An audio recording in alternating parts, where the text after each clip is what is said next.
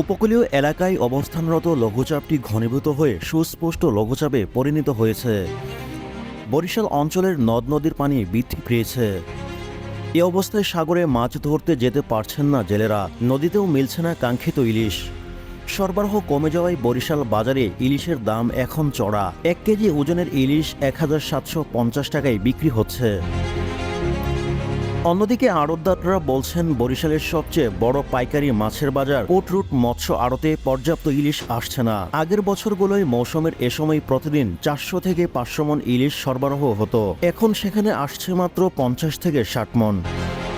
সাগর ও বরিশালের মেঘনা, কালাবদর, ইলিশা, আড়িয়ালখা, লতা, কীর্তনখোলা সহ অন্যান্য নদ নদীতেও জেলেদের জালে ধরা পড়ছে না ইলিশ।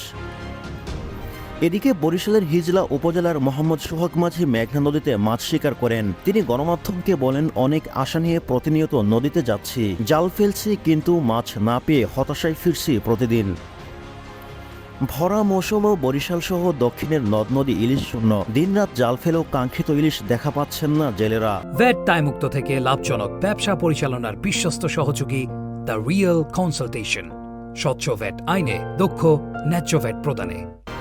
অধিকাংশ সময় খালি হাতে জাল নৌকা নিয়ে ফিরে আসতে হয়। মাঝে মধ্যে জালে যে পরিমাণ ইলিশ ধরা পড়ে তাতে নৌকার জ্বালানি তেলের খরচও ওঠে না। এদিকে বগুড়ার মৎস্য আড়তদার জাহাঙ্গীর কবির গণমাধ্যমকে বলেন, সাগরে ইলিশ ধরা না পড়ায় আড়তগুলো মাছশূন্য।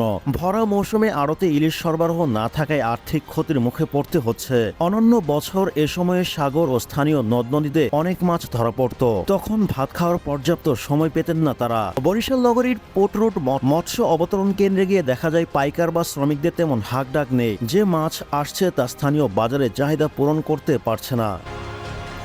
বরিশালের পোর্ট রুট মৎস্য আড়তদার আক্তার হোসেন গণমাধ্যমকে বলেন, মাছের ট্রলারে যে টাকা বিনিয়োগ করছে তার কিছুই পাচ্ছি না, এতে আমাদের লোকসান হচ্ছে।